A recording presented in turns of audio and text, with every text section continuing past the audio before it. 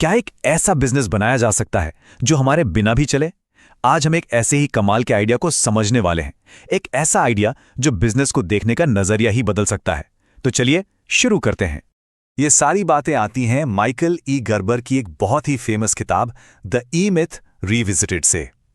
सच कहूं तो ये सिर्फ एक किताब नहीं है, ये एक तरह की गाइड है जिसने दुनिया भर के लाखों एंटरप्रेन्योर्स की आंखें खोल दी हैं। और ये किताब ना बिल्कुल सीधे पॉइंट पर आती है। इसका सबटाइटल ही देखिए।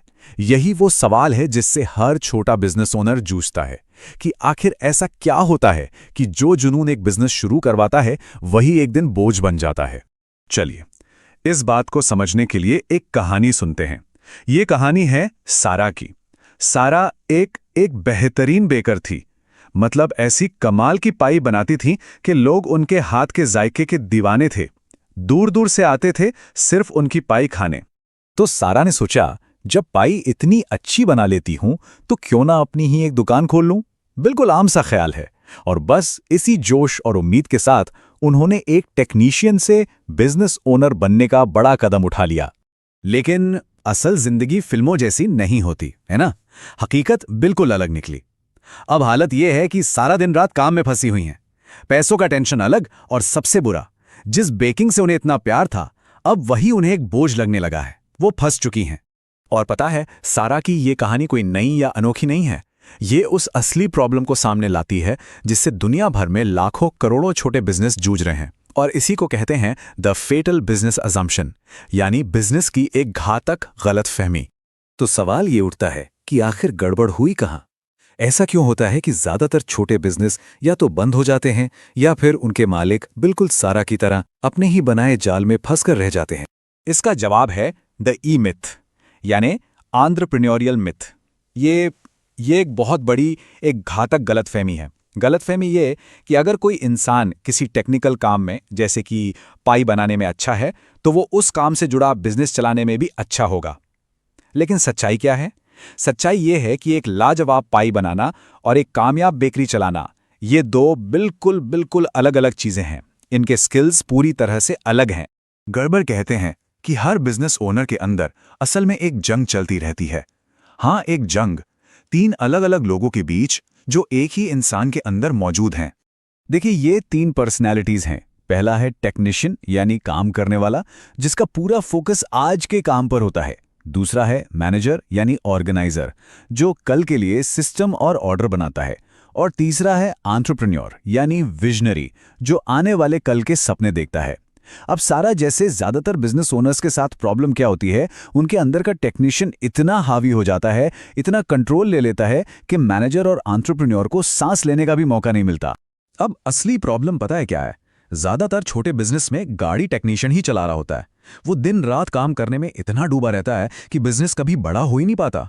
वो बिजनेस नहीं रहता, बस एक नौकरी बनकर रह जाता। तो फिर इस जाल से, इस चक्रव्यूह से बाहर निकलने का रास्ता क्या है? गर्बर के मुताबिक इसका सल्यूशन एक बहुत ही पावरफुल आइडिया में छुपा है, जिसे वो कहते हैं द फ्रेंचाइज प्रोटोटाइप। और यहां पर सबसे जरूरी बात समझने वाली है बिजनेस में काम करना और बिजनेस पर काम करने के बीच का फर्क।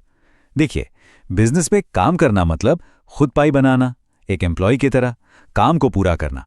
लेकिन बिजनेस पर काम करना का मतलब है ऐसे सिस्टम्स बनाना कि कोई भी उस अच्छी पाई को बना सके, यानी एक मालिक की तरह सोचना, विजन पर फोकस करना। तो सबसे बड़ी सीख क्या है? समाधान ज्यादा मेहनत करना या ज्यादा घंटे काम करना बिल्कुल नहीं है। समाधान है एक सिस्टम बनाना, एक ऐसा बिजनेस बनाना जो हमारे बिना भी चल सके। और बस यही फ्रेंचाइज प्रोटोटाइप का असली मकसद है।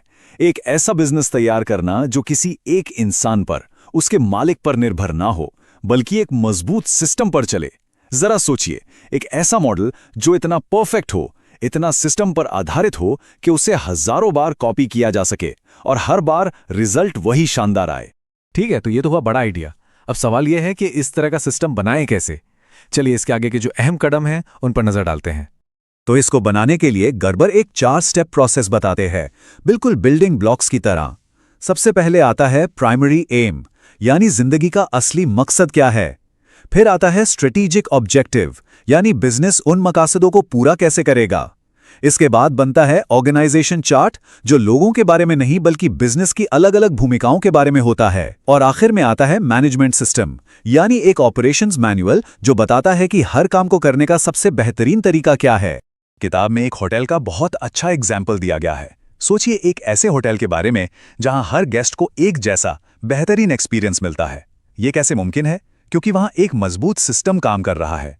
यही सिस्टम बिजनेस को मालिक पर डिपेंडेंट होने से बचाता है और असल में उसी से बिजनेस की वैल्यू बनती है। देखा, यह पूरा का पूरा प्रोसेस बिजनेस की टेक्निकल बातों से नहीं बल्कि एक गहरी पर्सनल सोच से शुरू होता है, क्योंकि आखिर में बिजनेस जिंदगी का ही तो एक हिस्सा है, उससे अलग थोड़ी है। ये जो कोट है ना, ये अपने आप में सब कुछ कह देता है। ये एक चैलेंज है कि शुरुआत बिजनेस प्लान से नहीं बल्कि अपनी लाइफ के विजन से करें। बिजनेस को जिंदगी बेहतर बनाने का जरिया बनना चाहिए, ना कि जिंदगी बिजनेस के लिए कुर्बान हो जाए। इस पूरे प्रोग्राम का जो सबसे गहरा और सबसे जरूरी हिस्सा है ना, वो है इसका पहला कदम। और ये बिजनेस से भी पहले शुरू होता है। इसकी शुरुआत होती है खुद से। गर्बर एक बहुत ही पावरफुल सवाल पूछते हैं। वो कहते हैं, जब किसी के पास इस बात की कोई क्लियर पिक्चर ही नहीं है कि उसे अपनी जिंदगी चाहिए कैसी, तो वो उसे जीना शुरू भी कैसे कर सकता है।